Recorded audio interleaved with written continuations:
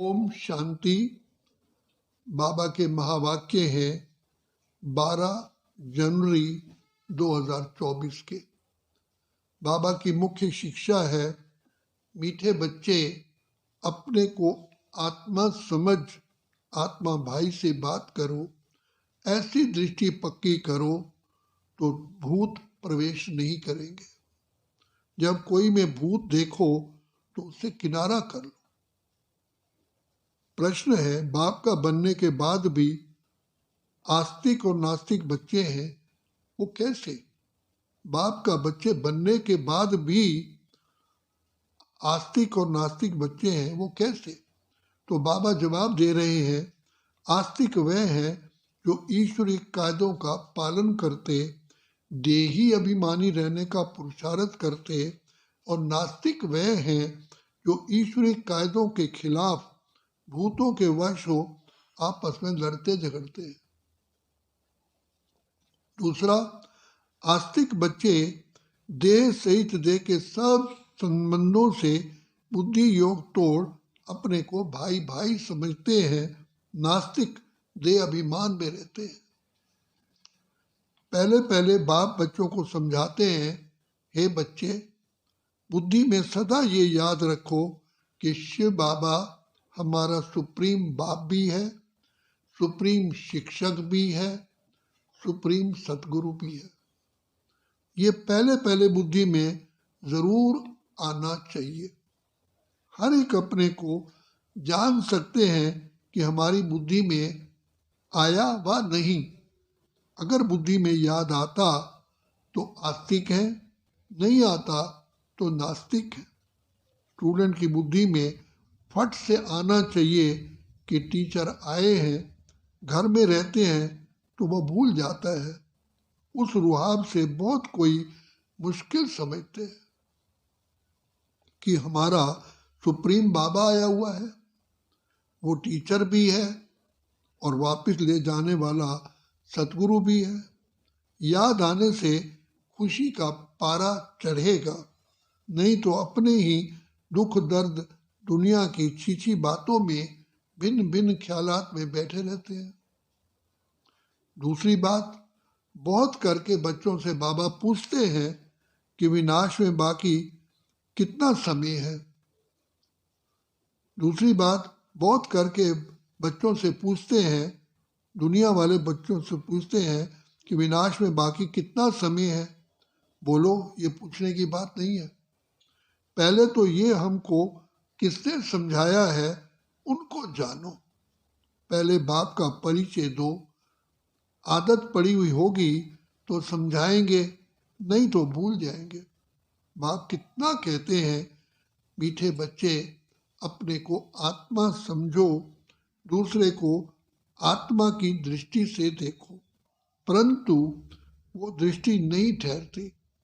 रुपए से एक आना भी मुश्किल बैठता, जैसे बुद्धि में ठहरता ही नहीं है। ये कोई बाप श्राप नहीं देते, ये तो बाप समझाते हैं कि ज्ञान बहुत ऊंचा है। राजाई बच्चे स्थापन होती है, रंक से राव बनते हो, कंगाल से सरताज बनते हो। राव थोड़े बनते हैं, बाकी रंक नंबरवार होते हैं। लास्ट नंबर वाले की बुद्धि में कभी कोई बात बैठ ही ना सके। तो पहले जब किसको भी समझाते हो तो शिव बाबा का जो 32 गुणों वाला चित्र बनाया है उस पर समझाना चाहिए। उसमें भी लिखा हुआ है, supreme father, supreme teacher, supreme सतगुरु है। पहले जब ये निश्चय होगा कि समझाने वाला सुप्रीम फादर है तो फिर संशय लाएंगे ही नहीं। बाप बिगर ये स्थापना कोई कर ना सके। तुम जब समझाते हो कि ये स्थापना हो रही है तो उन्हों की बुद्धि में ये जरूर आना चाहिए कि इन्हों को समझाने वाला कोई है। कोई मनुष्य मात्र तो ऐसे कह भी ना सके कि राज्य स्थापन हो रहा है। तो पहले पहले बाप का निश्चय पक्का पक्का कराना है। हमको परमात्मा बाप पढ़ा रहे हैं। ये कोई मनुष्य मत नहीं है बच्चे, ये तो ईश्वरी मत है। नई दुनिया तो जरूर बाप द्वारा ही स्थापन होगी। पुरानी दुनिया का विनाश ये भी बाप का ही काम है। ये निश्चय जब तक नहीं होगा तो पूछते ही रहेंगे कैसे होता है।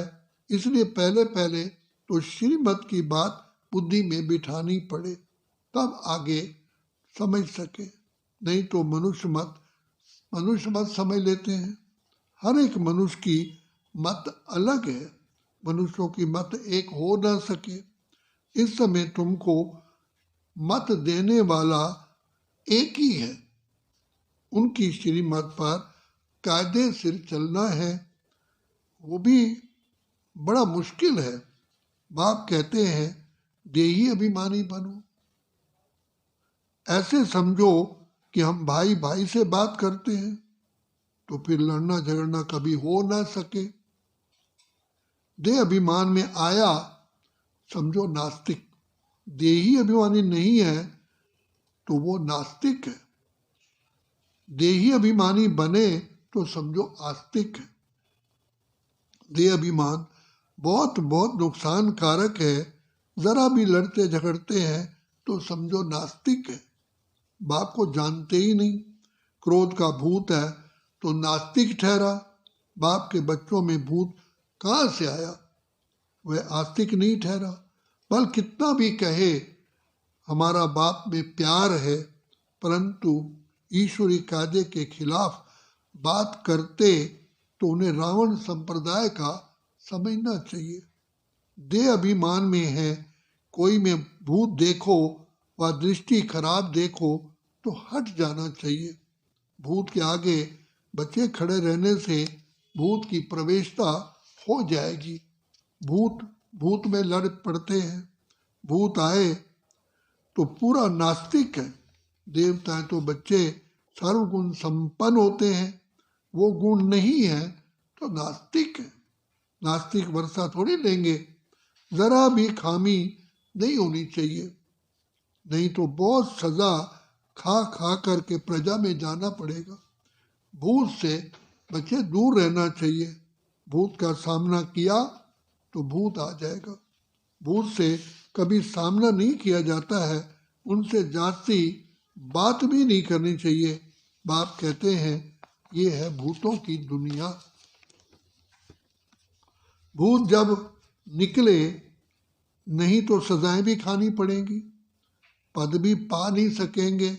लड़ाई तो एक ही है, कोई महाराजा बन जाते हैं, कोई गरीब बन जाते हैं। महाराजा की दुनिया थी, अभी गरीबों की दुनिया है। सब में भूत है। भूत निकालने का पूरा पूरा पुरुषार्थ करना चाहिए। बाबा मुरली में बहुत समझाते हैं, मीठे बच्चे किस्म किस्म के स्वभाव होते हैं, बात मत पूछो। तो प्रदर्शनी आदि में पहले पहले बाप का परिचय देना है। बाप कितना लवली है, वह हमको ऐसा देवता बनाते हैं। गायन भी है, मानुष से देवता किए कर्त न लागे वार। देवताएं थे सतयुग में तो जरूर उनसे पहले कलयुग था। ये सृष्टि चक्र का ज्ञान भी तुम बच्चों की बुद्धि में अब है। वहाँ ये ज्ञान इन देवताओं में भी नहीं रहेगा। अब तुम नॉलेजफुल बनते हो, फिर पद मिल गया तो नॉलेज की दरकार ही नहीं। ये है बेहद का बाप, जिससे 21 पीढ़ी तुमको स्वर्ग का वर्षा मिलता है। तो ऐसे बाप को कितना याद करना चाहिए। बाबा सदैव समझाते हैं, मीठे बच्चे हमेशा समझो कि शिव बाबा हमको समझा रहे हैं। शिव बाबा इस रथ द्वारा हमको पढ़ा रहे हैं। वह हमारा बाप, टीचर, सतगुरु है। ये है बच्चे बेहद की पढ़ाई।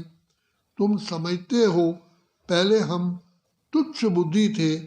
इस कॉलेज का कोई को जरा भी पता नहीं है, इसलिए समझाने के समय अच्छी तरह से घोट घोट करके समझाओ।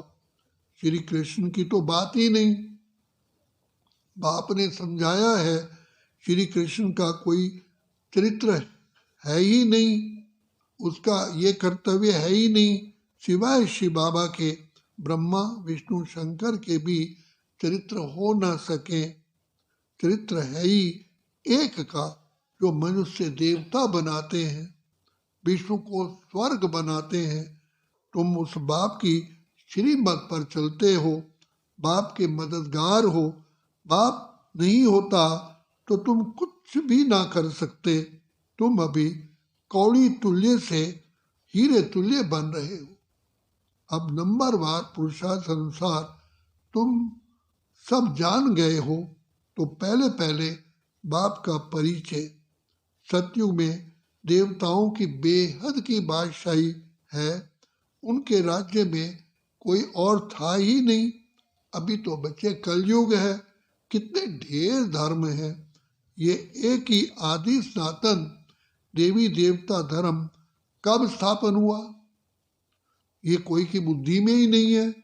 तुम बच्चों की बुद्धि में नंबरवार पुरुषार्थ अनुसार है, तो पहले पहले बाप की महिमा पर अच्छी तरह से समझाना चाहिए।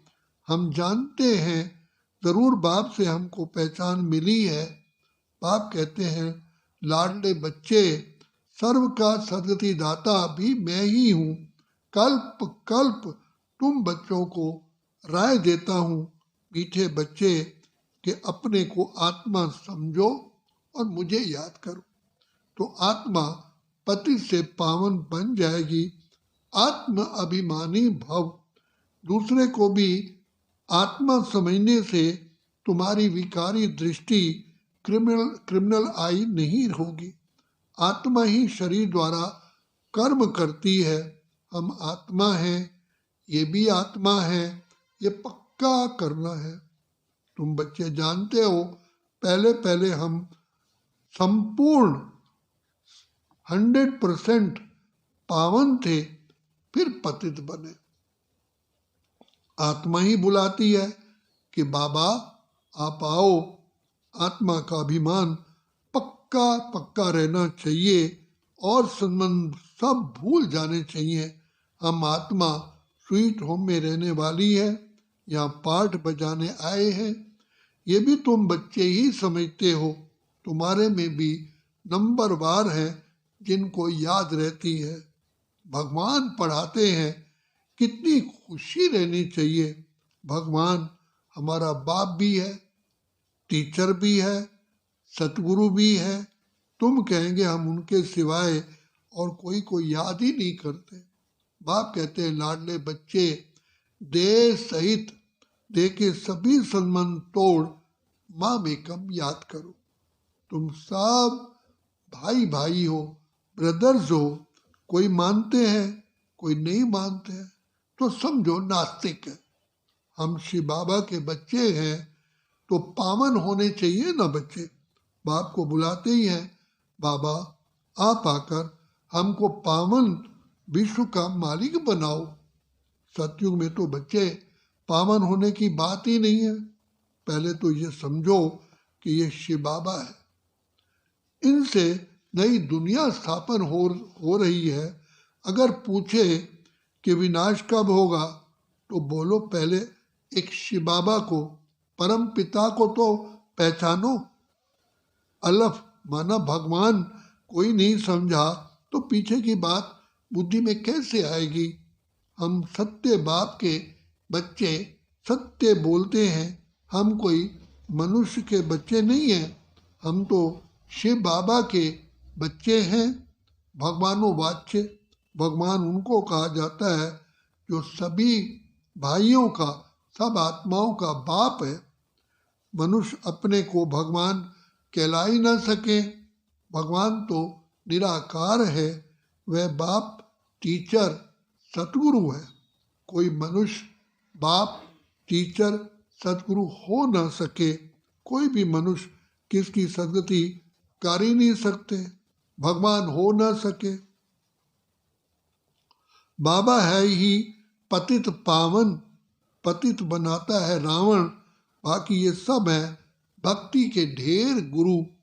ये भी तुम बच्चे समझते हो, जो यहाँ आते हैं वो आस्तिक तो बनते हैं, बेहद के बाप पास आकर निश्चय करते हैं कि ये हमारा बाप, टीचर, सतगुरु है।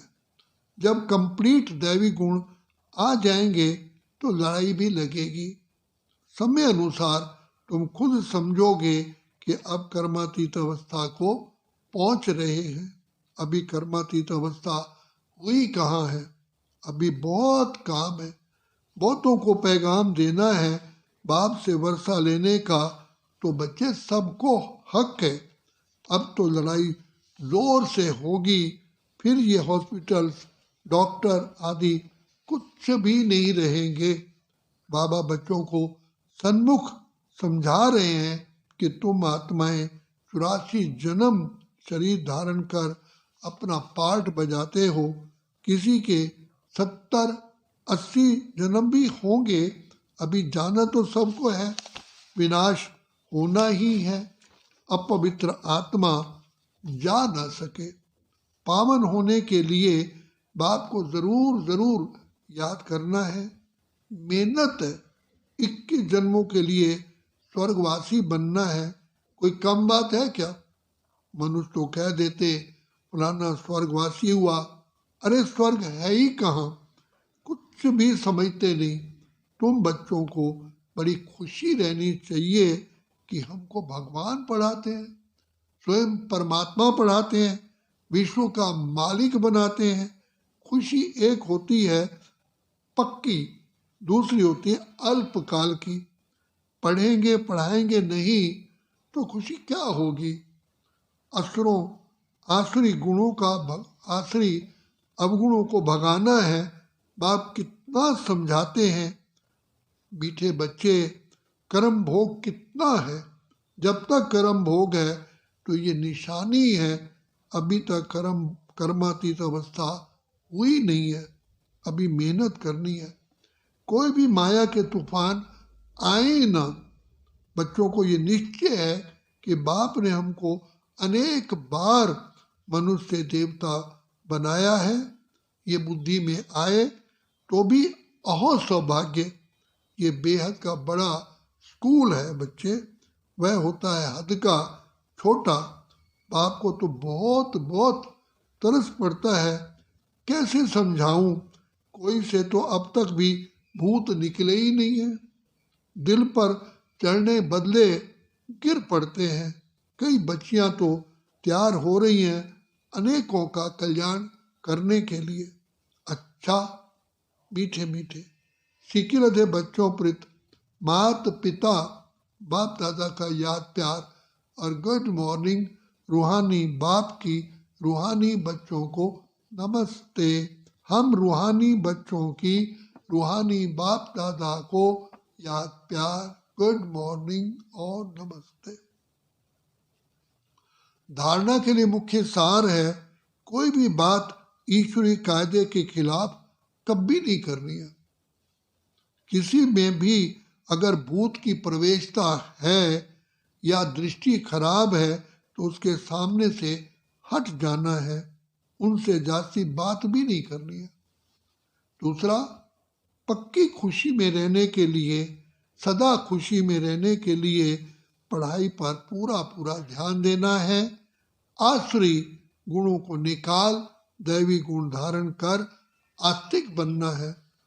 वरदान है निश्चय और नशे के आधार से, निश्चय और नशे के आधार से हर परिस्थिति पर विजय प्राप्त करने वाले सिद्ध स्वरूप भव।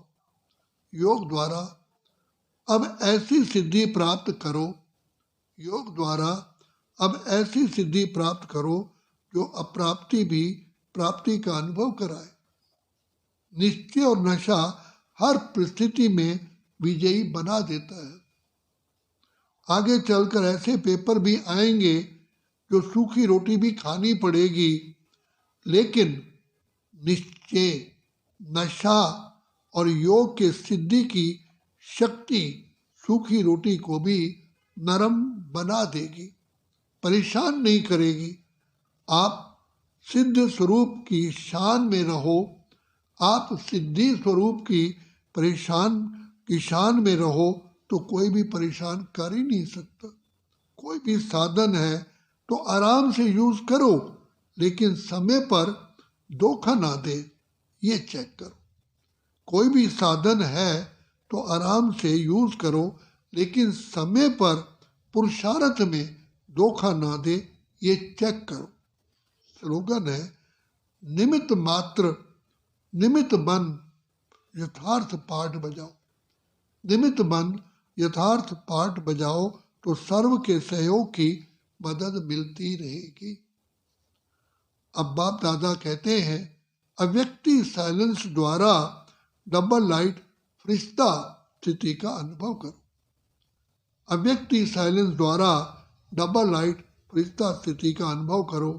किसी भी कार्य में नवीनता की इन्वेंशन के लिए, किसी भी कार्य में नवीनता की इन्वेंशन के लिए एकाग्रता की आवश्यकता होती है।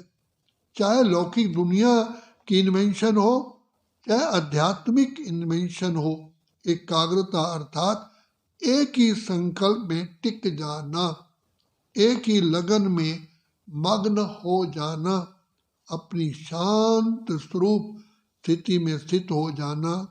इससे बुद्धि का भटकना सहज ही छूट जाएगा। देह और देह की दुनिया सहज भूल जाएगी और डबल लाइट फरिश्ता स्थिति का अनुभव होने लगेगा। बाप कहते हैं, मीठे बच्चे अपने को आत्मा समझ आत्मा भाई से बात करो, ऐसी दृष्टि पक्की करो तो भूत प्रवेश ही नहीं करेंगे। जब कोई में भूत देखो तो उससे किनारा कर लो। अच्छा, ओम शांति, ओम शांति, ओम शांति, ओम शांति।